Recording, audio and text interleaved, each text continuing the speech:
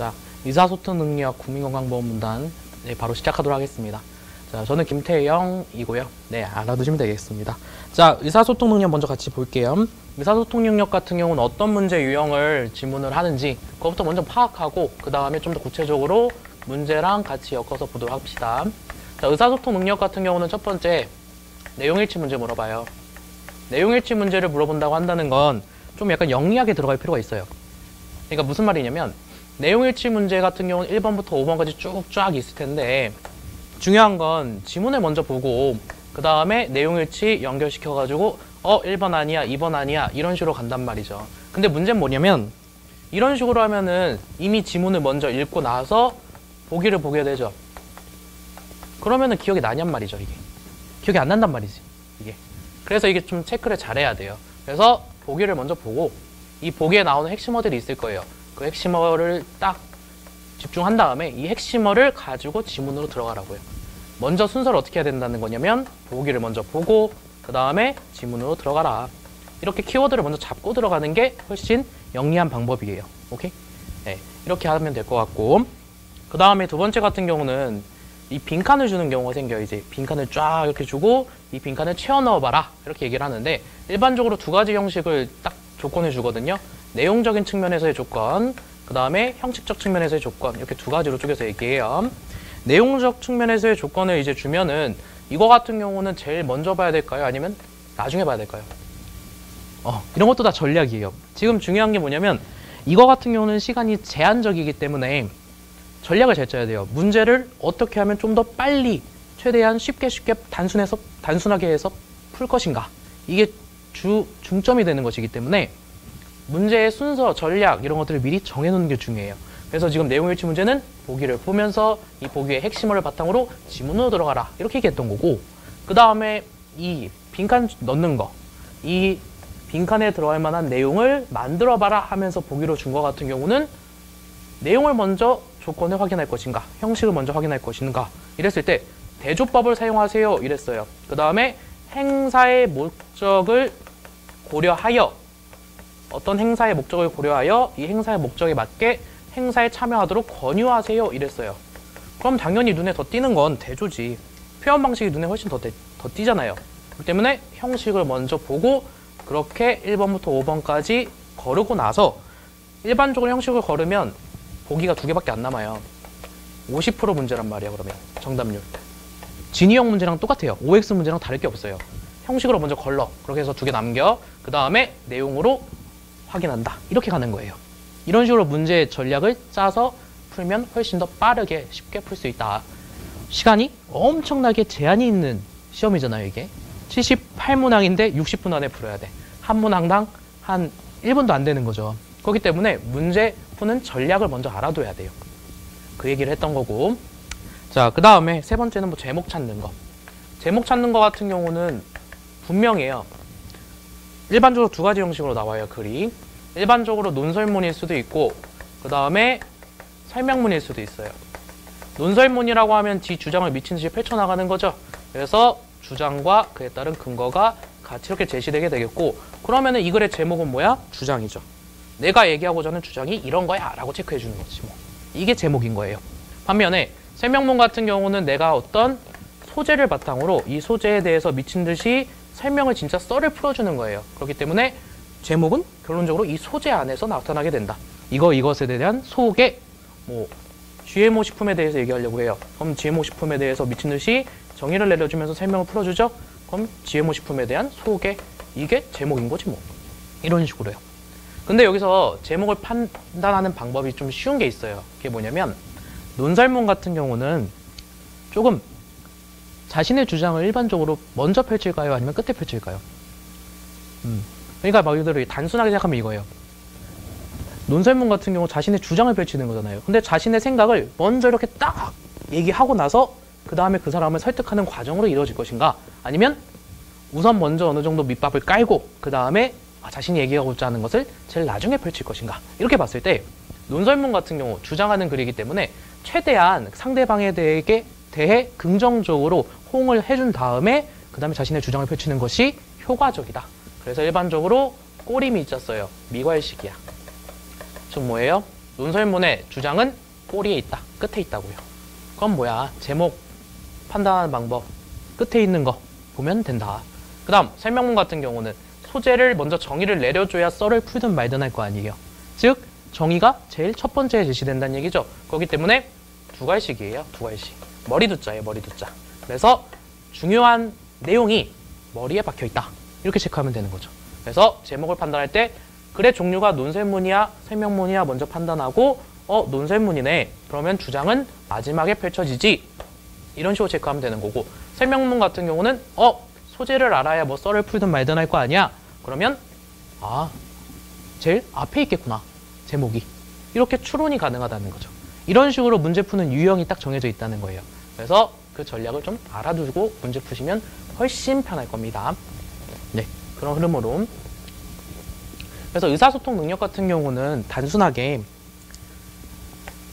그냥 한번 볼게요. 지금 제가 얘기하기로 내용 일치 문제 있다고 했었고, 그 다음에 빈칸 추론하는 문제 있다고 했었고, 그 다음에 방금 얘기했던 거, 그 다음 그 추가적으로 나오는 게 뭐냐면 배열 문제예요. 배열 문제. 배열 문제 같은 경우도 굉장히 중요하거든요. 배열 문제는 A, B, C, D 이거를 순서대로 맞춰봐라 이런 문제도 출제되는데, 배열 문제 같은 경우는 지금 사실 접속어를 잘 판단하면 돼요. 접속어와 그리고 앞뒤 맥락. 접속어를 판단하라고 했고요. 앞뒤 맥락 파악하라고 했어요. 그 다음에 핵심어를 판단할 것. 이게 근거가 될 거예요. 이거는 실제로 적용을 해봐야 좀 더 느낌이 올 건데, 우선은 그러나가 나오냐 아니면 그리고가 나오냐 아니면 따라서가 나오냐 뭐 이런 거에 따라서 글의 논리 전개가 달라질 거란 얘기예요. 그러나가 나왔어요. A 그러나 B 구조예요. A 그러나 B 구조. 그러면 A에 대한 얘기에 대한 전환된 얘기겠죠. A는 이런 식으로 얘기를 하는데 B는 이런 식으로 얘기하더라 라는 식으로 서로 반대된다, 대조된다라는 거 알 수 있겠죠. 그 다음에 그리고라고 하면은 A에 대한 부연 설명일 수도 있고요. 아니면 대등화 관계를 설명하는 걸 수도 있고, 그 다음에 따라서라고 했으면 이건 완전 개이득인 거예요. 무슨 소리냐면 앞에 있는 내용들을 총정리해 주면서 따라서 이것은 이런 것을 얘기하는 것이다 라고 하는 거잖아요. 따라서 이게 나오면 앞에 있는 내용을 정리해 주는 거니까 이걸 유심해서 봐야겠구나, 이런 식으로 가라는 얘기예요. 오케이? 그래서 접속어가 중요하고요. 그리고 이 따라서 같은 경우 또 배열 문제에서도 제일 마지막에 위치하는 경우가 많겠죠. 그래서 중요하다는 얘기예요. 글을 분석하는 데도 중요하고 논지를 파악하는 데도 중요하고 배열 문제에 있어서도 얘는 마지막이겠구나, 거진 이렇게 판단할 수 있기 때문에 접속어가 중요하다. 그 다음에 배열 문제 같은 경우는 앞뒤 맥락이니까 A와 B가 서로 어떻게 호응되는지, 이 문단이 이렇게 쭉 있다라고 치면 이 문단을 다 읽을 필요는 없어요. 중요한 거 앞, 뒤 파악하면서 여기 핵심어 나왔네, 여기 핵심어 나왔네. 그러면은 일반적으로 끝에 핵심어가 나왔어요. 뭐 GMO 식품의 문제, 식품이 문제가 많다 이렇게 얘기했어요. 이렇게 한다면 자, 같이 연결시켜서 자, 이렇게 밑줄이 있어요. 그럼 이 GMO 식품의 문제가 이런 식으로 문제시 되고 있는데 그거에 대한 해결 방안은 무엇이다? 이렇게 얘기했다 해볼게요. GMO 식품의 해결 방안. 이렇게 얘기하면 문제를 제시했으니까 그거에 대한 해결 방안을 연결시킨 거구나. 이런 식으로 끝과 머리 이런 식으로 계속 연결고리 시키는 게 배열 문제 단순히 푸는 방법이에요. 끝에 거랑 머리를 봐라. 느낌이 이렇게 오는 거죠. 이거는 다 적용해보면 알 수 있어요. 자, 그래서 한번 봅시다. 문제별로 쫙쫙 한번 보면 딱 느낌이 올 거예요. 자, 1번 문제부터 보겠습니다. 1번 문제 같은 경우는 제목이죠. 주요 내용으로 가장 적절하지 않은 것. 문단별로 일반적으로 주제는 1주제예요. 문단별로 얘기하고자 하는 건 무조건 가장 중심적인 건 1주제거든요. 그 1주제를 얼마나 잘 판단했느냐, 그걸 묻는 문제네. 그랬을 때 1번 윗글의 주요 내용으로 가장 적절하지 않은 것은 이랬죠. 자, 지금 가 같은 경우 보면은 첫 번째 줄만 볼게요. 수면장애 연도별 건강보험 진료비가 해마다 늘고 있다. 자, 1번 갈게요. 바로 가. 수면장애 증가율. 자, 수면장애 건강보험 진료비가, 자, 그냥 정리해볼까요? 진료비가 늘었어요. 수면장애에 대한 진료비가 늘었어. 이렇다라는 것은 수면장애가 증가했다는 얘기다. 같이 연결시킬 수 있겠죠? 인과관계가 형성된단 말이에요. 그래서 맞는 얘기. 오케이, 넘어가. 그 다음 수면장애란 나왔네요. 수면장애란 지금 처음이라서 좀 꼼꼼하게 정리하는 거고요. 뒤에서부터는 간단간단하게만 볼 거예요. 자, 수면장애란 이랬죠. 뭐뭐뭐뭐란 이랬네요. 이럼 당연히 수면장애에 대해서 의미를 정확하게 밝혀주는 거죠. 정의네. 정의 제시죠. 자, 그럼 볼까요? 1번에 2번 수면장애 정의 맞네. 그렇게. 그 다음 수면장애 증상으로는 이런 것들이 있다. 이렇게 얘기했죠. 그냥 첫 번째 그 키워드를 그냥 그대로 박았네. 수면장애 증상. 이렇게. 그래서 3번도 맞는 얘기. 그 다음 4번. 불면증이란 이렇게 얘기했어요. 불면증이란 수면장애가 아니라 갑자기 불면증이란 용어로 바뀌었네. 그러면은 불면증과 수면장애의 관계를 알아봐야 되죠. 우선 정의 사용된 건 맞고. 자, 불면증이란 잠들기 힘들거나 잠은 들지만 자주 깨고 새벽에 너무 일찍 잠에서 깨어 수면 부족 상태가 되어 이로 인해 낮 동안 피로감을 초래하는 대표적인 수면장애 중 하나다. 이런 거네요. 수면장애의 하나의 예시를 들어준 거죠. 수면장애 이코르 불면증이다? 아니네. 수면장애의 한 부류가 불면증이란 얘기예요. 하나에 속해 있다는 얘기예요. 헷갈리면 안 되는 거죠. 대등관계가 아니라 수면장애 중에서 하나야. 수면장애 불면증도 있고요. 또 다른 것도 있을 수 있어요. 이런 식의 얘기인 거죠. 그렇기 때문에 4번 보면 수면장애의 원인이라 얘기했거든요. 근데 여기서 중요한 건 불면증이란 대표적인 수면장애 중에 하나야. 이렇게 얘기하면서 불면증의 원인은 하면서 쭉 세 번째 줄에 설명해주고 있어요. 실제로. 근데 불면증의 원인에 대해서 설명한 것이지 수면장애의 원인에 대해서 설명한 게 아니죠. 그래서 땡인 거예요. 말장난이에요, 말장난. 이런 식으로 근데 장난이 아니고 내용일치 문제는 단어 바꾸는 게 많아요. 어휘를 맞바꾸는 거 이런 거 조심해야 돼요. 어휘를 맞바꾸는 거, 그 다음에 조건 이거 체크. 자, 어휘를 말 그대로 진짜 맞바꾸는 거예요. 맞바꿈. 비슷한 말로 바꾼다든지 아니면 반대되는 말로 바꾼다든지. 뭐 상승이라는 용어를 사용했어요, 지문에서. 그럼 이 상승에 반대되는 말, 하강이라는 용어로 살짝 말만 바꿔서 문제 출제할 수 있다는 거죠. 이게 내용일치 문제잖아요, 원래. 너가 이 내용을 정확하게 잘 확인했니? 이걸 물어보는 거라서 이런 식으로 말만 살짝 바꿀 수 있다는 거 체크. 그 다음에 조건 문제 같은 경우는 조건을 놓치면 금방 틀려버리죠. 근데 이런 조건 문제가 형성될 수 있다는 거 이런 거 체크. 그렇게 가면 되는 거예요. 그래서 1번 답은 4번이다. 이렇게 갖고 마 부분에 대한 주요 내용 볼 필요 없죠. 이러면 문제를 정확하게 완벽하게 풀 수 있으면 굳이 뒤에 것까지 볼 필요는 없는 거잖아요. 그죠? 명확하게 딱 답이 나왔으니까 넘어갑니다. 자, 그 다음 2번 문제 갈게요. 위글의 내용과 일치하지 않는 것은 이랬어요. 지금 아까 연결했던 그 지문이랑 똑같은 거죠? 자, 그래서 보면 이건 그냥 바로 답 갈게요. 2번입니다. 충분한 수면을 취했다면 수면장애로 볼 수 없겠군 이랬거든요. 자, 2번의 답에 있는데 한번 이것만 찾아볼게요. 충분한 수면을 취했어. 그래도 수면장애로 볼 수 없다. 이렇게 얘기했거든요. 자, 이거와 관련된 얘기 나 부분 볼까요? 수면장애란 건강한 수면을 취하지 못하거나 충분한 수면을 취하고 있음에도 불구하고 낮 동안에 각성을 유지하지 못하는 상태. 이렇게 찾아가라는 얘기예요. 지금 무슨 말이냐면 충분한 수면 이걸 취했어. 근데 수면장애로 볼 수 없어. 이렇게 얘기했단 말이에요. 그러면 충분한 수면을 키워드로 잡고 이 지문에서 충분한 수면이란 용어가 어디 나왔지? 찾아보니까 나의 첫 번째 줄에 중간에 충분한 수면을 취하고 있음에도 불구하고 낮 동안에 각성을 유지하지 못하는 상태. 이것도 불면증이야 라고 얘기했잖아요. 이런 식으로 찾아가라고요. 내용일치 문제는 지문을 먼저 볼 필요 사실 없어요. 까먹잖아요. 지문이 길어요. 그럼 금방 까먹어요. 뭐 다른 NCS라면 상관없어요. 뭐 다른 모의고사 형태 같은 경우는 지문이 짧은 경우도 많아요. 그래서 막 이 정도 지문 사이즈로 봤을 때 뭐 그냥 대표적으로 다시 보면 이렇게 한쪽이 있다고 쳐봐요. 그러면은 지문이 한 이 정도 사이즈고 1번부터 5번까지 있는 사이즈라고 한다면 지문 다 읽어도 돼요. 짧잖아요. 읽는데 뭐 몇 초 걸린다고. 근데 지금 건강보험공단 같은 경우는 지문이 막 이래.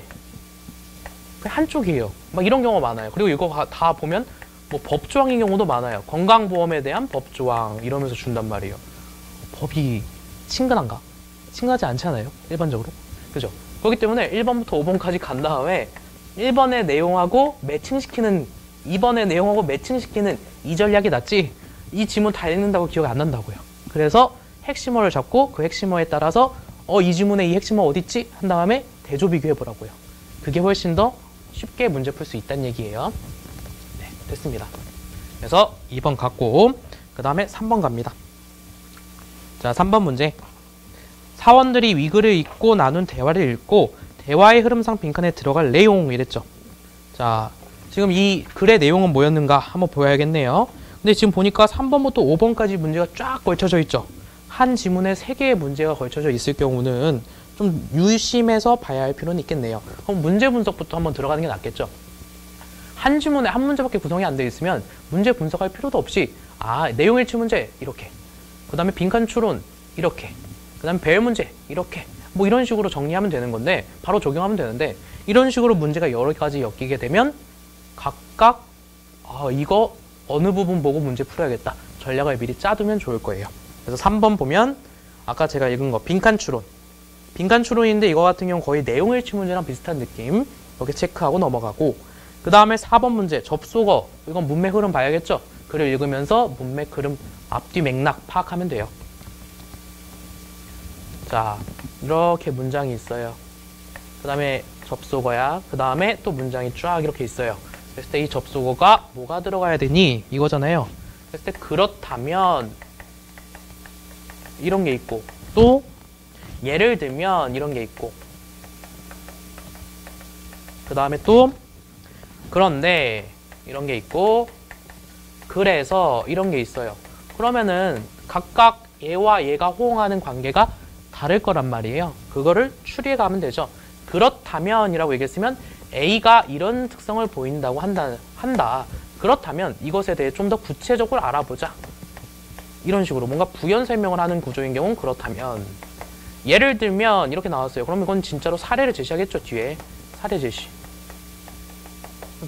예를 들면 이 빈칸에 들어가면 무조건 뒤에는 진짜로 1화가 제시될 것이다. 그 다음 그런데 같은 경우는 딱 다르죠. A 그런데 B, A가 이런 상황이라고 한다면 그런데 B는 이런 상황이라고 한다. 이런 식으로 정확하게 서로 대조되는 경우, 그러니까 말 그대로 이건 뭔 선이야, 이건 그럼 악이야, 뭐 이런 식으로 정확하게 대조가 나오겠죠. 키워드가 딱딱 잡힐 거란 얘기예요. 이렇게 이거 동그라미로 이렇게. 그 다음에 그래서 이거 같은 경우도 부연 설명하는 경우가 나타날 수 있겠고, 부연 설명하는 건 추가적으로 설명한다는 거죠. 그래서 A 그래서 B 이런 식으로 A가 이런 특성들을 보인다. 그래서 이런 결론을 맺을 수 있다. 그렇게 되면 뭐예요? 인과도 잡을 수 있겠죠. 그래서 같은 경우 인과를 잡을 수도 있는 구조다. 뭐 이런 식으로 서로 앞문장과 뒷문장 연결고리를 파악해보면 빈칸이 어느 정도 추리가 가능하다. 이 얘기예요. 그래서 A 부분의 특성을 얘기하고 그거에 부연 설명하면 그렇다면 뭐 이런 것들이 들어갈 수 있고, 혹은 사례가 뒤에 나오면 예를 들면 이런 식으로 나올 수 있고, A랑 B가 서로 완전히 핵심어들이 대조돼요. 그러면 그런데 집어넣으시면 되겠고, 그래서가 나오면 마찬가지로 부연 이런 경우가 나타날 수도 있고, 혹은 인과가 나타날 수도 있다. 인과는 좀 조심해야겠죠. 이런 거 뭐 그런 거 집어넣는 거 그거 알면 됩니다. 그 다음에 5번 같은 경우 제가 아까 얘기했던 거죠. 조건 문제. 빈칸은 집어넣을 그 내용으로 알맞은 것은 이렇게 조건 나왔는데, 그냥 조건 이거 한번 볼까요? 글의 목적과 흐름을 고려하여 독자가 유의할 점을 제시할 것. 독자가 유의할 것. 독자가 유의할 점 제시. 이게 내용이죠?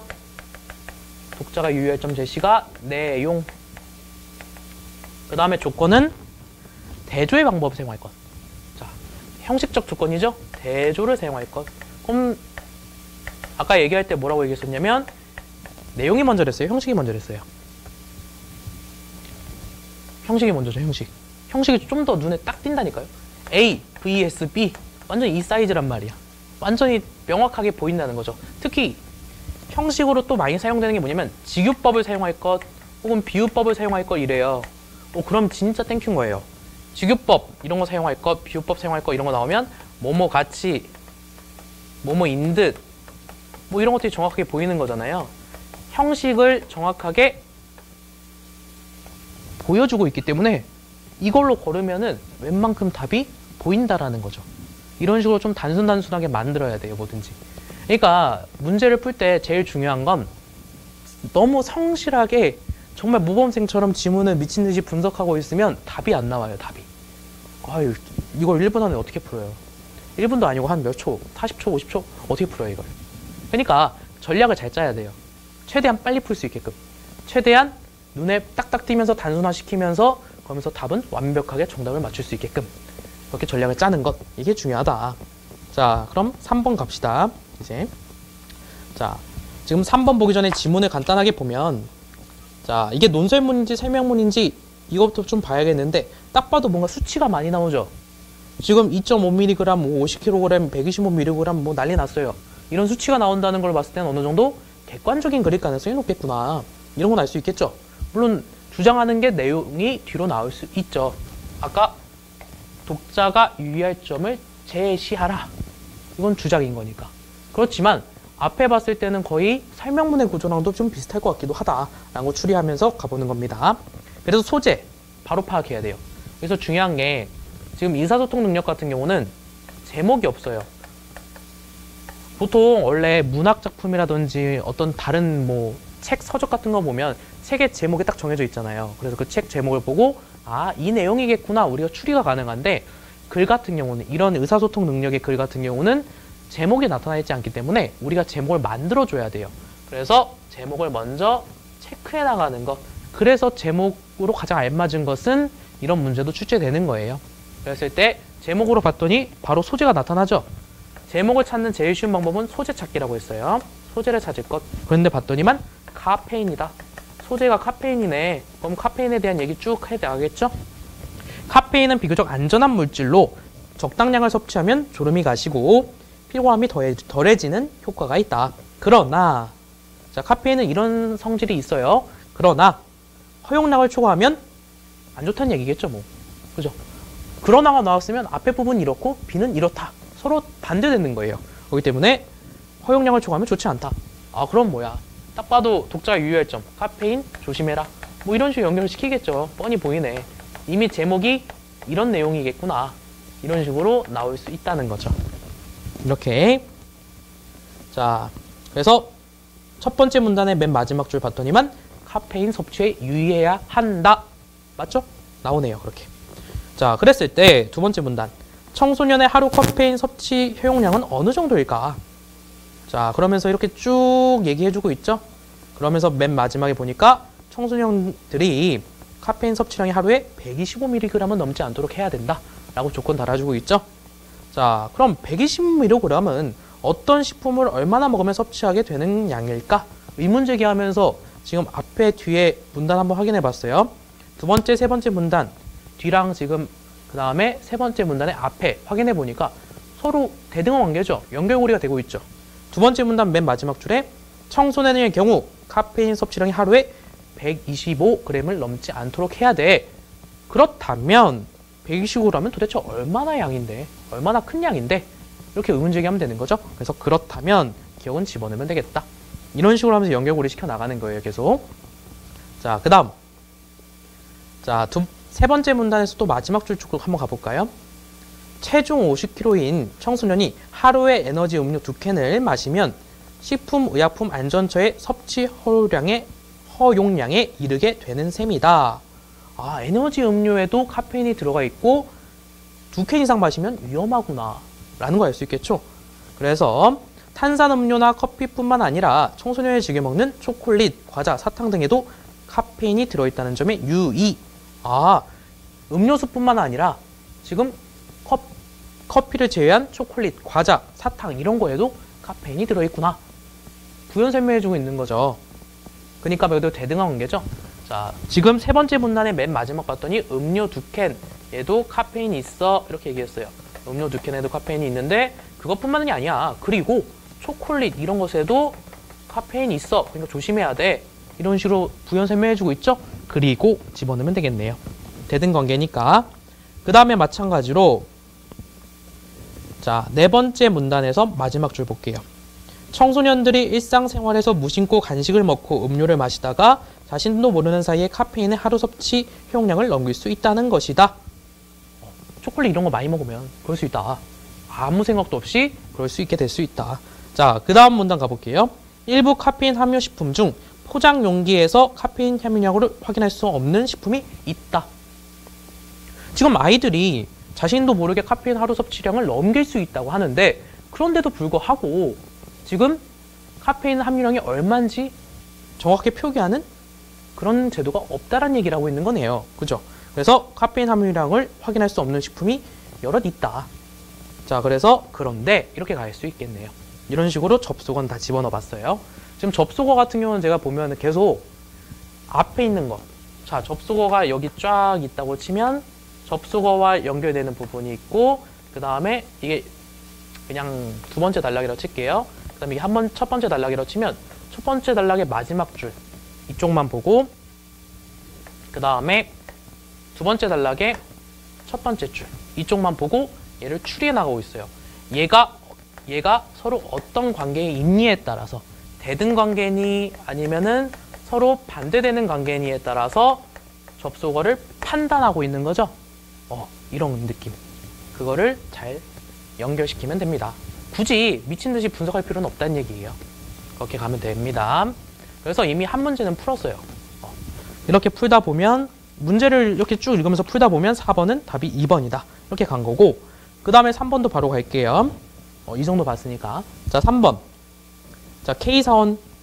카페인 부작용이 있는 모양이네. 조심해야겠어. P사원. 청소년에겐 성인보다 심하게 부작용이 나타날 수도 있다잖아.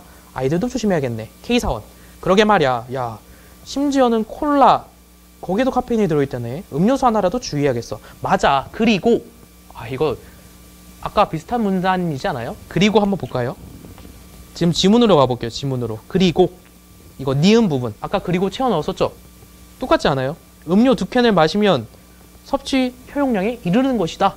그리고 탄산 음료뿐만 아니라 초콜릿, 과자, 사탕도 딱 사이즈 나오죠? 똑같아요. 그냥 구조가. 문제 자체가 그대로 구조화돼서 지금 지문이랑 같이 연결고리 되고 있었던 거예요. 그래서 답이 3번. 초콜릿이나 과자, 사탕도 조심해야 돼. 단순하죠. 이렇게. 그 다음 5번. 5번 같은 경우는 독자가 유의할 점, 그 다음에 대조. 대조 찾으면 된댔죠? 대조, 이거 서로 상반되는 거 고르다 보면 지금 남는 게 3번, 그 다음에 4번. 네. 3번, 4번. 이쪽 라인이네요. 그러면 이제 2개 정도 남았어요. 그럼 어떻게 하면 돼요, 이제? 그때 돼서 내용 보면 되는 겁니다. 자, 그래서 3번부터 볼까요? 즉, 청소년과 성인에게 일어나는 카페인의 부작용의 차이를 잘 알아야 한다는 것이다. 여기서부터 문제가 좀 있지 않아요? 지금 카페인 섭취 자체에 대해서 문제 제기를 하는 거지, 지금 청소년이 어떻고 성인이 어떻고 이걸 중요시하는 건 아니죠. 지금 카페인 섭취를 조절할 필요가 있다. 이게 논지이기 때문에 벌써 관련성이 떨어진다. 반면 4번 보면 결론적으로 하루에 섭취하는 각 식품에 함유된 카페인의 양이 합이 하루 섭취 효용량을 넘지 않도록 유의해야겠어. 카페인 섭취를 조심해야겠어. 이 얘기죠. 아무 생각 없이 카페인을 섭취하다가 부작용에 시달리는 것. 그 다음 조금 더 유의하여 건강을 보호하는 것. 서로 대조 맞죠? 그러면서 무엇을 택하겠는가 하면서 독자에게 경각심 유발하고 있네. 답 4번. 이렇게 가는 겁니다. 네, 이렇게. 자, 됐고요. 그 다음 6번 문제 갈게요. 자, 6번 문제. 위글을 통해 추론할 수 있는 내용 이랬죠. 이거 같은 경우도 그냥 지금 지문이 길잖아요. 지문이 지금 사이즈가 보면은 굉장히 길어요. 지금 아예 두 쪽에 걸쳐서 나와 있잖아요. 두 쪽에 걸쳐서 이렇게 보면 이렇게 사이즈가 있고, 그 다음에 문제가 1번부터 5번까지 이렇게 있는 거죠. 근데 지금 보니까 이게 기억에 남을 것 같지는 않아요. 계속 지문을 쭉 꼼꼼하게 읽는다고 해서. 그럼 보기부터 가라고요. 자, 보기부터 가서 쭉 거르다 보면 나오는 거예요. 그래서 보면, 자, 이거 같은 경우는 그냥 바로 가볼게요. 자, 1번부터 볼까요, 그냥? 1번. 과도한 음주라는 것은 남녀 성별과 무관하게 하루 20g 이상을 마실 경우에 해당한다. 그냥 이거 찾아보세요. 자, 그러면은 눈에 딱 띄는 게 뭐예요? 20g이네. 하루 20g. 그램 나오는 부분이 어딨나? 이걸 찾아보는 게 제일 편하겠죠. 쭉 한번 훑어보세요. 이 내용이 있을 때 쭉 한번 훑어보세요. 훑어보고 그램이 어딨지? 이걸 찾아가는 거예요. 그램이 어딨지? 이걸. 그래서 그램을 쭉 봤더니만 없네. 첫 번째 쪽에는. 두 번째 쪽 봤더니 그램 바로 첫 번째 줄에 나오네. 성인 남성의 경우 매일 40에서 80g을 마실 경우, 여성의 경우 매일 20g을 초과할 경우 알코올성 간 질환이 발생할 가능성이 높다. 나왔죠? 이렇게 찾아가라고요. 그럼 뭐야? 1번 땡. 남녀 성별 무관하게 20g이 아닌 거잖아요. 남자는 따로, 여자 따로 이렇게 딱 쪼개져 있는 거죠? 그래서 땡긴 거예요. 이런 식으로 그냥 말 그대로 핵심 하나 찾고 눈에 뭔가 딱 뜰 것 같은 그 핵심 하나 찾은 다음에 지문하고 쭉 찾아서 연결시켜봐라. 이거예요. 그러면 바로 답으로 갈게요. 4번. 알코올성 간질환이 일어나는 원인은 음주이기 때문에 금주만 해도 효과적으로 치료가 된다. 이랬거든요. 자, 알코올성 간질환이 일어나는 원인. 그거 찾으면 되겠죠? 원인. 그리고 치료법. 이거 찾으면 되는 거잖아요. 금주만 해도 치료가 된다라고 얘기했으니까 그 알코올성 간질환의 치료법 그쪽 카테고리로 가면 되죠. 카테고리를 이제 찾아보세요. 치료법과 관련된 카테고리 어딨지? 쭉 또 찾아보는 거예요. 지금 보면 첫 번째 페이지에 뭐 끝에 쪽 보면 알코올성 간질환의 정의, 그 다음에 원인 이렇게 나오고 그 다음 뒤쪽도 봤더니만 합병증의 종류, 그 다음 치료법 있네. 치료법. 그럼 치료법 바로 첫 번째 줄 봐요. 봐보면 알코올성 간질환의 치료에서 가장 중요한 것은 금주래요. 대놓고 나와 있네. 답 4번. 이렇게 연결고리 시켜나가면 돼요. 그래서 카테고리 그거 찾는 거, 그 다음에 사실상 거의 뭐 핵심어 찾는 거예요. 핵심어 하나 딱 선정한 다음에 그걸 지문이랑 매칭시켜서 바로 체크하고 넘어가라. 이렇게 그럼 됩니다. 그 다음 7번 갈게요. 7번. 자, 7번 문제 같은 경우는 이거 마찬가지예요. 이것도 지금 바로 보기로 보면 되거든요. 보기로 한번 볼까요? 자, 답은 지금 보면은 답의 배치도 좀 특징적인 건데 물론 이게 절대적인 건 아니지만 1번부터 5번까지 있다고 쳐볼게요. 1번부터 5번까지가 있으면 일반적으로 문제가 출제되는 경향성은 내용일치 문제 같은 경우는 쉽게 빨리 찾게 만들진 않을 거 아니에요. 그래서 답이 4번이나 5번에 배치될 수 있을 수도 있겠죠. 사실 많겠죠. 내용일치 문제 같은 경우는 처음부터 벌써 답을 보여주게 되면 시간이 너무 빨리 굳이 내가 이렇게 지문을 길게 만들어 뽑아냈는데 1번부터 답이야. 그럼 지문 안 읽을 거 아니야, 사람들이. 그죠? 그래서 4번이나 5번 쪽으로 갈 수도 있다. 이런 것들은 유념해 두시면 되겠죠? 네. 그래서 바로 5번부터 갈게요. 방향을 바꿔서 가는 게 더 좋은 것 같아요, 보기를. 그래서 5번부터 가보면 전 연령층에서 남성보다 여성 환자의 비중이 높아진 현황. 이거를 추가할 것이냐, 저 빈칸에다가 이걸 물어보는 거예요. 7번 같은 경우. 자, 그래서 7번 보면은 그냥 제목부터 볼까요? 음주, 영양, 알코올 관절 환자 50대 이상이 64.4%가 차지한다. 이렇게 얘기하고 있죠. 64.4%가 간질환 환자다. 이렇게 얘기했는데 그 중에서 남성과 여성을 비교해봤더니 남성이 더 많네요. 무슨 말인지 알겠어요? 남성이 여성보다 많이 나타난대요. 그런데 무슨 갑자기 반대되는 얘기를 제시를 하겠어요. 그래서 땡. 이런 식으로 결론적으로 추론해보라 하는 것도 내용일치 문제랑 다를 게 없다. 이렇게 가는 겁니다. 그 다음에 8번 갑니다. 자, 쭉 볼게요. 8번 문제. A는 홈페이지 개편에 대한 기존 정보를 분류하여 정리하려고 한다. 카테고리 쪼개는 문제죠. 그냥 단순하게 기억부터 갈게요. 자, 기억.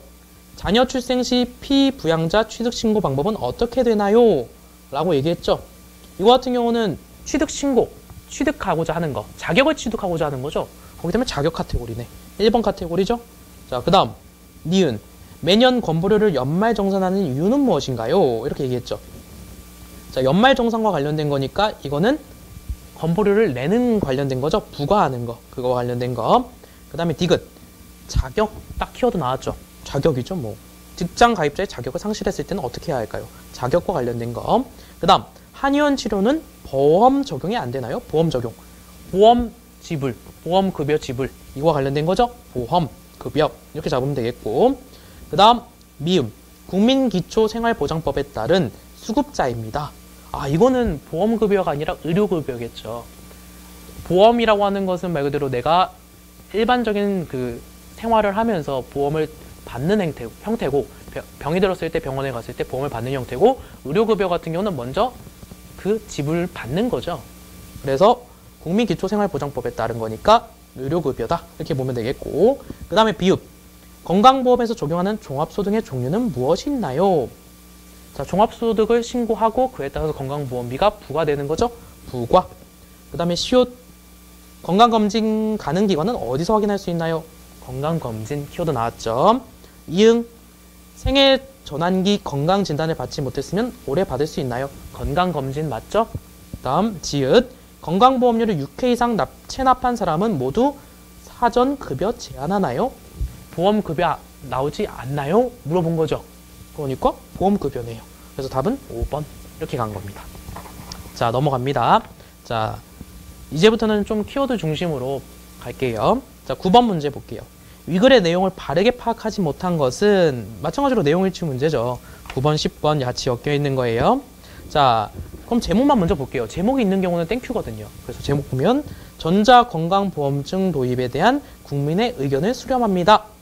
자, 전자건강보험증이란 그럼 무엇이냐? 이거에 대해서 알아봐야 되는데 자, 첫 번째 줄 신용카드처럼 IC칩에 정보가 저장되는 IC카드와 스마트폰처럼 유심칩에 정보가 저장되는 모바일 카드를 말한다.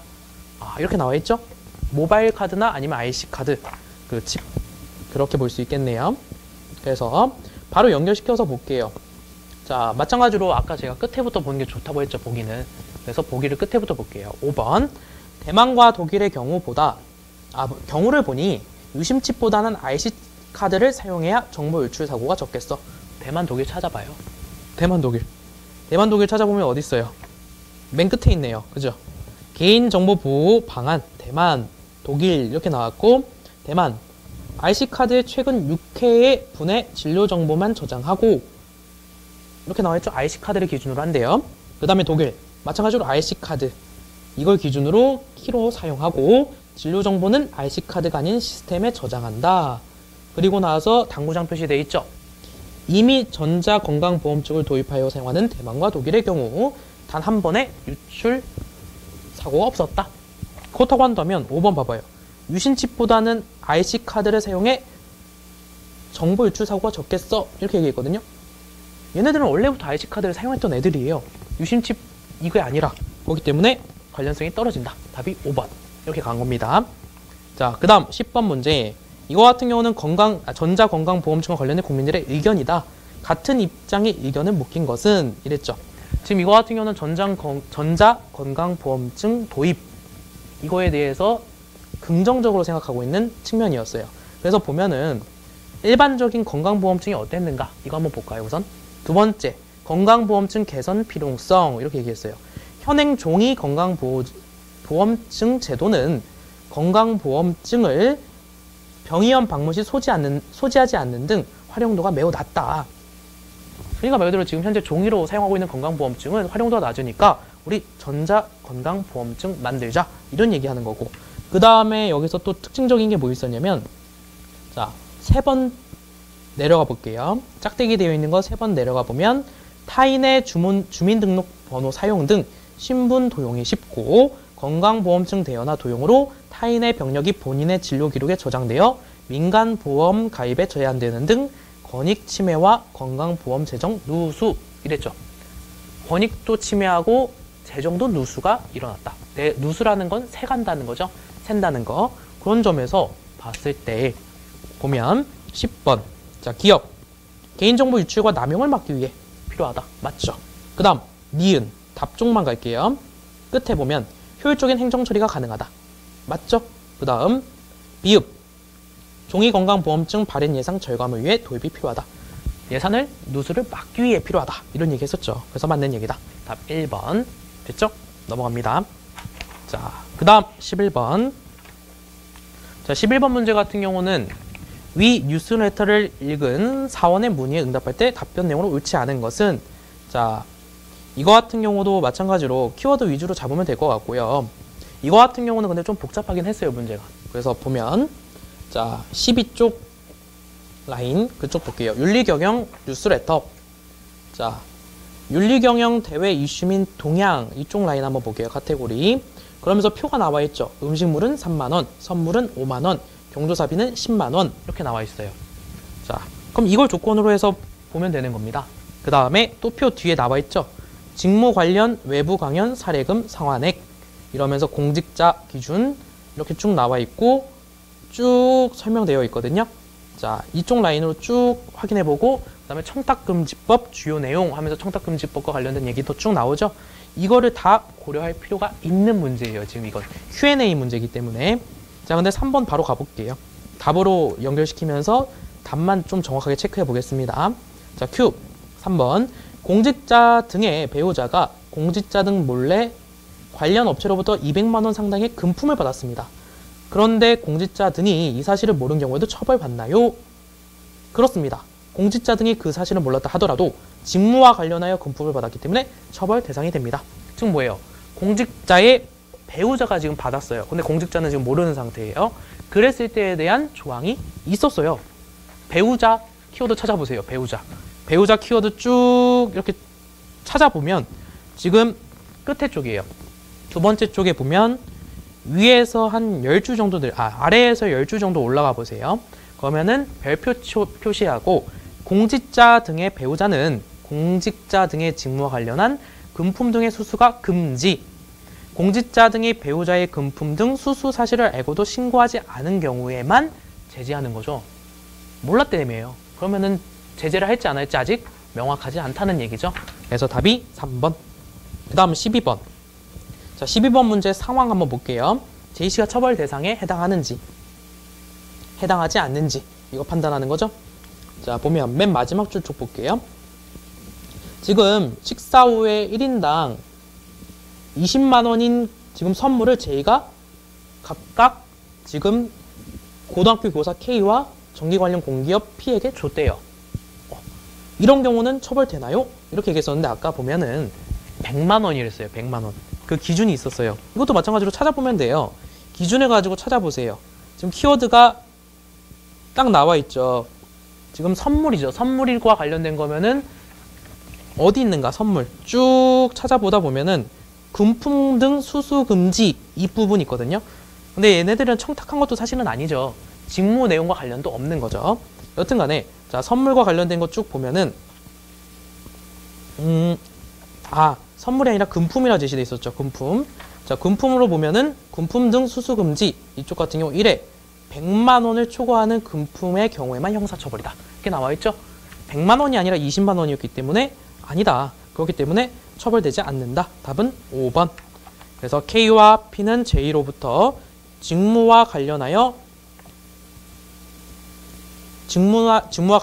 금품을 제공받았다고 볼 수도 없고 제공받은 금액도 100만 원 이하이기 때문에 처벌받을 이유가 없다. 이렇게 잡으면 돼요. 그 다음 13번 갑니다. 자, 13번 같은 경우는 이거는 한번 쭉 훑어보세요. 한번 알아두면 좀 좋긴 할 것 같아요. 자, 4번으로 바로 갈게요. 전화 걸 때. 자, 전화 걸 때 같은 경우 4번 지금 보면은 상대방의 주의사항, 상대방의 이름을 밝히지 않은 경우에는 본인의 이름과 소속도 밝히지 않는다. 너무 뻔하죠? 답이 너무 뻔해서 넘어갑니다. 자, 그 다음 14번, 15번 이쪽 갈 건데 14번 같은 경우는 이 모든 글에서 이제 맞춤법을 판단해 보는 거예요. 아이고, 숨은 그림 찾기죠. 자, 여기서 봤을 때 출생 연도 이게 틀렸어요. 출생 연도가 아니라 출생 띄고 연도로 가야 돼요. 연도. 이런 맞춤법 같은 경우는 어떻게 보면 기초 지식이라 볼 수도 있긴 하겠지만 이건 배웠잖아요. 첫 번째 앞에 두음 법칙 옛날에 고등학교 때 배웠던 거. 니은은 올 수 없다. 리을이나 니은은 올 수 없다. 그래서 레이승만이 아니라 이승만이다. 이런 거 배웠었죠? 그래서 연도예요, 연도. 그 다음에 가름하다라는 용어가 나오거든요. 여기에 가름.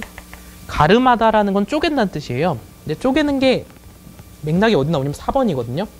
지금 국민건강보험공단 하면서 4번 쪽 보면 맨 마지막 줄 건강검진은 산업안전보건법 제43조에 의한 검진을 실시한 것으로 가름이 가능합니다. 이랬거든요. 지금 변경이 가능하다는 뜻이에요. 가름, 쪼개는 게 아니라 가름이 가능합니다. 갈아서 없는다? 뭐 이렇게 해석해도 되고요. 변경이 가능하다는 뜻이랑 유사한 겁니다. 그래서 가름으로 바뀌어야 돼요. 그래서 맞춤법이 틀린 건 2개다. 이렇게 잡았습니다. 자, 그 다음에 15번. 이거 같은 경우도 쉬웠어요. 지금 보면은 바로 2번. 볼게요. 니은. 니은 같은 경우 지금 3월 30일을 이렇게 표기했는데 이렇게 표기하면 안 되고 3.31 이렇게 표기해야 한다. 이게 조건이 7번이죠. 15번에 7번. 본문이 끝나면 7번이 아니라 2번. 날짜는 숫자로 표기하되 연, 월, 일의 글자는 생략하고 그 자리에 온점을 찍어 표시한다. 이렇게 점을 찍으라. 이렇게 얘기했죠? 밑에 점 찍는 게 아니라 가운데다 점 찍어라. 이렇게. 그 다음에 16번. 이거 쉽죠? 회의 안건. 우선은 회의하고자 하는 그 내용이 무엇인지 그 안건을 먼저 제시를 해야겠죠. 건의를 해야 된다는 거예요. 회의에서 어떤 걸 이야기할 것인지. 그래서 회의 안건 그 기억이 들어가면 되고, 그 다음에 17번 같은 경우는 문맥으로 보면 되죠. 회사 전략을 바탕으로 개인이 실천할 수 있는 작은 일부터 수행하자, 행동하자 이 뜻이죠. 제일 가까운 게 1번이다. 이렇게 갔어요. 뭐 집행한다 이런 거는 법을 집행한다 이럴 때 쓰는 용어니까 안 되는 거고요. 그 다음 18번. 자, 18번 같은 경우는 국내 여비, 뭐 여비와 관련된 얘기들 쭉 나왔거든요. 공무원들이 여비를 어떻게 보장을 받는 것인가. 그 다음에 만약에 내가 회사를 이동했을 때 혹은 지역을 이동했을 때 그 지역에 이동했을 때 가족 전부가 이동을 해야 될 텐데 그거에 대한 보상은 어떻게 받는가. 그거에 대한 설명이 쭉 나와 있어요. 자, 그래서 쭉 보면은 이거 같은 경우는 바로 답 3번 가겠습니다. 3번 가고요. 지금 이거 같은 경우 특징적인 건 뭐였냐면 간 만큼 다 받는다는 얘기예요. 키워드가. 그래서 자, 첫 번째 기업부터 볼까요? 본사에 근무하고 있는 S씨는 연수를 위하여 호주로 10박 8일을 파견 나가게 됐는데 2박은 비행기 안에서 보냈어요. 그래서 8박만 지급받았다. 맞나 틀리나 판단이죠. 근데 이거 같은 경우는 숙박비 그거 영수증 처리하는 거 그거랑 똑같은 얘기잖아요. 그래서 숙박료는 어떻게 하는가 해서 숙박료 쭉 찾아보시면 돼요. 그래서 거다 보면 제2장 국내여비 그러면서 2번 숙박료는 나와요.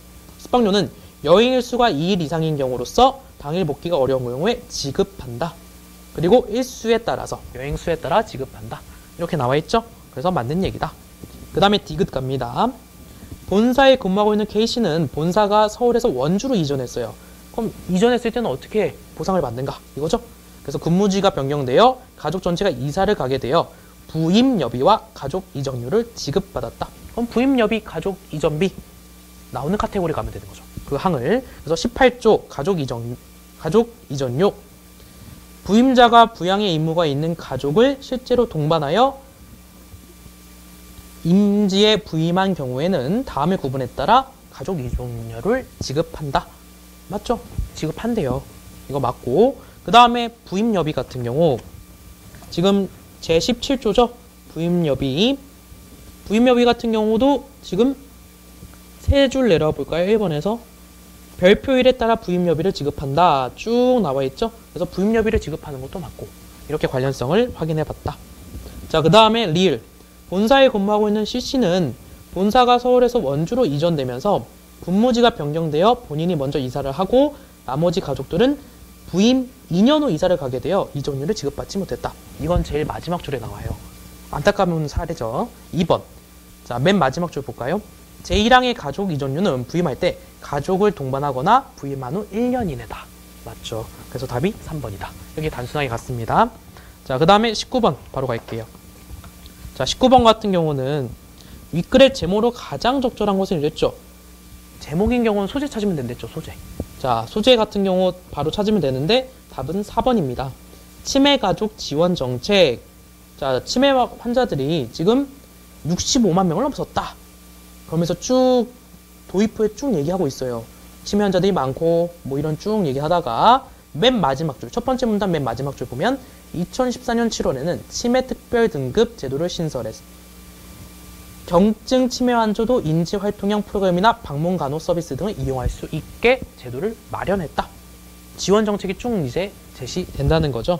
자, 그러면서 이제 치매 환자도 간호를 받을 수 있는 서비스가 이용되고 그와 관련해서 쭉 이제 인프라가 확충되면서 어떤 내용이 나오냐면 치매 환자도 문제지만 치매 환자의 가족들도 문제다. 이런 얘기가 쭉 제시되게 돼요. 그거와 관련해서 연결하는 겁니다. 그래서 20번 보면은 연결해서 윗글의 밑줄친 부분을 고쳐쓰기 위한 방언은 적절하지 않은 것. 이거 같은 경우는 그냥 연결시켜보면 되겠죠. 연결시켜보면 자, 바로 4번 가볼게요. 접속어의 사용이 부적절하므로 한편으로 고쳐야 한다라고 얘기했거든요. 자, 한편 이거 같은 경우는 이러이러한 부분이 있는데 그의 한편 이것은 또 이러이러하다. 새로운 화제를 제시할 때 한편이란 말을 써요. 자, 근데 한번 연결시켜 볼까요? 자, 어디였냐면 몇 줄이야? 자, 리을 부분이죠. 리을 또 이랬거든요. 또 자, 리을 부분 또 보면은 앞뒤 맥락만 볼게요. 교재는 중앙치매센터 홈페이지에서 무료로 다운로드 받을 수 있고 워크북은 시중 서점에서 구매하면 꾸준히 활용할 수 있다. 또 기존의 치매 조기 검진은 주로 건강한 어르신들이 모여있는 경로당과 노인복지관 등을 분기별로 방문해 진행되어 왔으나 앞으로는 어떻게 될 것이다. 또나 한편이나 똑같은 맥락에서 사용되는 거죠. 그렇기 때문에 굳이 바꿀 필요까지는 없겠구나. 같은 사용법이잖아요. 그래서 답은 4번이다. 그 다음 21번. 기억에 이어질 내용이다 이랬거든요. 자, 기억에 이어질 내용 같은 경우는 제가 아까 배열 문제 얘기했었죠. 그냥 이거는 흐름만 좀 정리해드리고 넘어갈게요. 보세요, 이거. 자, 우선은 치료와 관련해서 지금 치매 치료 대상자, 환자, 이 사람들도 문제지만 이 환자들의 가족들도 지금 굉장히 많은 고생들을 하고 있다. 그렇기 때문에 이 환자 가족에 대한 어떤 지원 정책을 마련하고자 한다. 그러면서 얘기했던 것이 이 가족을 위한 어떤 봉사활동 하는 사람들과 그 다음에 그와 관련된 근로자들을 고용해서 이 사람들을 부양을 도와주고자 한다. 심지어는 여행도 보내주겠다. 뭐 이런 얘기가 쭉 나오는 거거든요. 자, 그럼 여기서 제가 체크해드릴 건 뭐냐면 가나다라 있을 때 첫 번째 거 접속어 한편 이거 체크. 그 다음에 나 아울러 체크. 특히 아울러가 나오면 아울러라는 용어가 나오면 A와 B가 서로 완전히 대등되는 거예요. A와 B가 같이 하나의 세트로 묶이는 거예요. 오케이? 네. 이렇게 그래서 문단 자체를 묶어서 생각해 보면 됩니다. 그 다음 또 나왔죠? 또 같은 경우는 아까처럼 대등한 거. 뭔가 계속 쭉 나열해서 설명해 주는 거. 라는 이뿐만 아니라 이것뿐만 아니라 이런 것도 있다. 이런 식으로 얘기한 거죠. 근데 딱 봐도 라 같은 경우 이뿐만 아니라 쭉 설명해 주면서 줄어들 수 있을 것으로 보인다 하고 뭐뭐 한다 라고 하고 마침표를 끝내준 거죠. 그래서 라가 제일 마지막이라 이렇게 판단할 수 있겠네요. 우선은. 그래서 연결시켜 보면 되고요. 지금 이건 문맥으로 쭉 이어서 보면 답이 3번으로 이어지게 됩니다. 지금 그래서 접속어랑 문맥 같이 문제를 연결해서 보시면 되는 거였어요. 자, 넘어갈게요. 22번. 위 강연에서 제시한 말하기 전략. 이런 거 진짜 쉬워요. 키워드만 잡으세요. 키워드만. 기억. 본격적인 강연에 앞서 강연 순서를 안내한다. 강연 순서 안내 밑줄. 니은. 도입 후에 청중과의 공감 대를 형성하기 위해 자신의 경험을 제시한다. 경험 제시 밑줄. 3번. 구체적 수치 밑줄. 리을. 질문을 건넨 밑줄. 그러면 구체적인 수치가 있는지 없는지는 숫자 보면 되고 질문을 건네는지 안 건네는지 물음표 보면 되고 강연 순서나 경험 제시는 내용을 좀 봐야겠죠? 이런 식으로 내용과 형식을 또 쪼개보면 편해요. 그래서 쭉 첫 번째 문단부터 봤는데 안녕하세요. 심리상담치료사 땡땡땡입니다. 여러분은 요즘 행복하신가요? 스트레스 많이 받으시죠? 여러분이 얼마나 행복함을 느끼는지 통계를 낸 자료를 준비했습니다. 여기 도표 한번 보시죠. 자, 우리나라 직장인 행복지수는 69.29로 가장 낮습니다. 어휴, 딱 봐도 보이죠? 구체적 수치 나왔고 질문하고 있죠? 디귿 리을 우선 오케이네? 근데 봤더니만 5번이 있네? 그럼 문제 푼 거예요. 이미 끝. 말하기 전략 끝. 그래서 답이 5번입니다. 그 다음 23번. 23번 같은 경우 보면은 자, 답은 5번이거든요. 지금 흐름으로 보면은 제가 간략하긴 얘기 드렸지만 지금 결론적으로 행복지수가 낮다. 우리나라 사람들이. 그러면 왜 낮은 것인가? 하면서 의문 제기를 계속 할 거고 제일 마지막 줄 한번 볼게요. 이거는 논설문의 형태죠. 그럼 미괄식이란 말이에요. 끝에 걸 한번 보면 돼요. 자, 끝에서 두 번째 줄. 가운데. 만족에 대한 비교 이론에 비춰볼 때 타인과 자신을 지나치게 비교하는 것은 현명한 선택이 아닙니다. 행복지수가 낮은 이유가 비교를 너무 많이 해서 그래. 타인하고. 이 얘기죠. 그래서 오늘부터 행복을 내 안에서 한번 찾아보세요. 라고 지금 제안도 했죠. 해결 방안까지 제시해줬네요. 그랬을 때 23번 답은 5번. 우리나라 직장인의 행복지수가 낮다는 점과 그 원인만 이야기하면 뭐해. 제일 중요한 해결책을 제시하지 않았는데. 해결책 제시했죠. 내 안에서 찾아봐라. 비교하지 마라. 이런 키워드들 나왔죠? 그래서 맞는 얘기다. 자, 그 다음 24번, 25번 간단하게 볼게요. 자, 아마 24번은 그렇게 막 엄청 어렵지 않았을 것 같아서 넘어가고요. 이거 25번 볼게요. 25번은 조금 추리 문제여가지고 헷갈릴 수 있었을 것 같아서 자, 25번 봅니다. 자, 회식은 주중에 한다 이랬어요. 회식은 주중에 한다. 월, 화, 수, 목, 금 이거죠? 이렇게 조건을 잡아주세요. 월, 화, 수, 목, 금. 그 다음에 월요일에는 회식하지 않는다. 자, 조건 잡혔죠? 회식하지 않는데요. 화요일과 목요일에 회식을 하거나 월요일에 회식을 한다. 월요일에 회식하지 않는댔죠. 그런데 화요일과 목요일에 회식을 하거나 이랬죠. 자, 그러면은 화요일과 목요일에 회식을 하거나 아니면 월요일날 회식을 한다 이랬기 때문에 월요일날 회식을 하지 않는다고 얘기했으니까 지금 화, 목에 회식을 하게 되는 거겠죠. 자, 화이거나 목요일이거나 이렇게 잡을 수 있겠고, 그 다음에 금요일에 회식을 하지 않으면 화요일에도 회식을 하지 않고 수요일에도 하지 않는다. 자, 금요일에 회식을 하지 않으면 화요일에도 회식을 하지 않고 수요일에도 회식을 하지 않는다. 지금 화요일이나 목요일에 회식을 하고 월요일날 회식하지 않는 거였잖아요. 그렇기 때문에 목요일날 회식하겠다. 그래서 답이 4번 목요일날 회식하는 거네. 이렇게 가는 거죠. 네, 이렇게 잡았습니다. 자, 넘어갔고요. 그 다음에 26번 27번 이쪽 볼게요. 자, 26번 같은 경우랑 27번 같은 경우 26번은 조건 잡으면 돼요. 조건. 그래서 직장 가입자랑 지역 가입자 각각 쪼개서 보면 됩니다. 직장 가입자 같은 경우, 그 다음에 지역 가입자 같은 경우 부분을 딱딱 쪼개서 봐라 이거잖아요. 자, 그랬을 때 직장 가입자 같은 경우는 지금 글의 내용을 간단하게 정리를 해볼게요. 우선 공무원인 경우는 직장 가입자다 이렇게 제시되어 있어요. 공무원인 경우 직장 가입자. 그 다음에 노동자인 경우도 직장 가입자다 라고 첫 번째 줄에 제시되어 있어요. 볼까요 한번?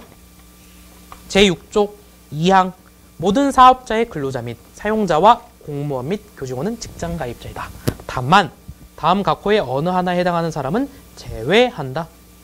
제외되는 사람들이 보니까 일용 근로자죠. 단기간 근로자. 단기간 근로자는 그래서 지역 이렇게 볼 수 있겠네요. 단기간 근로자. 자, 그 다음에 사장님 같은 경우도 지역 근로자로 지역으로 갈 수 있겠죠. 사장 같은 경우도 이렇게 잡았다. 자, 그렇게 연결시켜 보면 답이 3번입니다. CEO 같은 경우는 지역 감리자다. 지역 가입자다. 맞죠? 이렇게 연결시킨다. 네, 이렇게 단순하게 조금 약간 복잡한 내용인 경우는 이런 식으로 간단한 표를 그려서 문제 풀어도 됩니다. 네, 이렇게 정리했고요. 그 다음에 27번. 이 법률을 참고하여 아래 기사의 의사들에게 환수 처분이 내려진 근거로 가장 적절한 것은 아까 나왔던 법률을 참고해서 의사의 환수 처분이 내려진 이유까지 찾아야 돼요. 근데 지금 내용적인 측면으로 보면은 얘네들이 지금 의사들이 수십 원대의 환수 처분을 받게 됐어요. 근데 그게 정당하게 인정이 됐다. 그 이유는 뭐냐면 요양급여 비용 이것을 자기의 사익으로 써버렸다. 이 얘기죠. 부당한 방법으로 사용했다. 그럼 부당한 방법으로 지금 보험비를 받아냈다는 내용, 그거에 대해서 그래서 환수 청구를 했다는 내용, 이런 내용인 거거든요. 그럼 그거랑 조건 맞춰서 연결시켜보면 되고, 보기랑 엮어서 보면 2번 국민건강보험법 제57조 1항 57조 1항이 바로 그 내용이거든요. 볼까요? 57조 1항 가봅시다. 부당이득의 징수, 지금 부당이득을 취한 거죠. 그 카테고리로 간 겁니다. 그래서 공단은 속임수나 그 밖에 부당한 방법으로 보험급여를 받은 사람이나 보험급여 비용을 받은 유한기관에 대하여 보험급여나 보험급여 비용에 상당하는 금액의 전부 또는 일부를 징수하도록 한다. 그 조건에 따라서 지금 환수 처분을 당한 거예요. 다시 돌려받는 거죠. 다시 내놔! 이런 느낌인 거예요. 이렇게. 그 다음 28번. 다음 안내문을 보고 안내사항을 올바르게 이해한 것은 이랬거든요. 자, 그래서 보면은 바로 답은 5번으로 갈게요. 이제 내용을 질문자는 알겠죠. 그냥 키워드만 잡으면 되거든요. 검진 결과는 우편물, 공단의 건강정보 사이트, 모바일 앱 모두 확인이 가능하다. 맨 끝부터 보라고 했죠, 보기. 그래서 5번부터 갔고, 검진 결과와 관련된 거, 그거 받을 수 있는 방법. 그럼 검진 결과 키워드 잡으면 되겠죠. 검진 결과가 어딨나 쭉 훑어봤더니만 자, 건강검진 결과 하면서 지금 가운데 쪽에 보세요. 지금 가운데 쪽 점 보면은 건강검진 결과는 검진을 받은 후 15일 이내에 신청 주소로 우편 발송되고며 국민건강보험공단 건강정보 사이트 건강인 또는 모바일 앱 M건강보험에서도 본인 인증 후에 받을 수 있다. 맞죠? 5번. 이런 식으로 키워드 잡아서 풀면 쉽습니다. 자, 그렇게 해서 정리했습니다. 네, 그래서 수고하셨고요. 자, 그래서 아까 얘기했던 것처럼 내용일치 문제 같은 경우는 굳이 지문부터 먼저 보지 말고 보기를 중심으로 보기에서 핵심어 찾아서 그 핵심어에 따라서 지문으로 쑥 들어가서 매칭시켜봐라 이랬던 거고, 추론 문제, 조건 문제 같은 경우는 내용과 형식이 있어요. 그럼 형식을 먼저 보고 그에 따른 내용을 판단해봐라. 그러면은 정답률이 훨씬 더 높아질 것이다. 이렇게 얘기했었어요. 그 다음에 제목 같은 경우 소재 파악하면 된다 했어요. 이 사람이 과연 어떤 소재를 가지고 얘기를 하고 있는가. 그 다음에 또 특징적인 게 논설문과 설명문이 있을 때 논설문 같은 경우는 중요한 게 끝에 있다. 설명문 같은 경우는 앞에 있다. 그래서 앞에를 중심으로 끝에를 중심으로 이거 딱딱 잡으시면 되고, 접속어, 빈칸 넣는 판단하는 경우 같은 경우는 자, 접속어를 기준으로 이 접속어의 앞에 부분과 접속어의 바로 뒷부분 이 문맥만 왔다 갔다 판단해도 훨씬 쉽게 판단이 가능하다.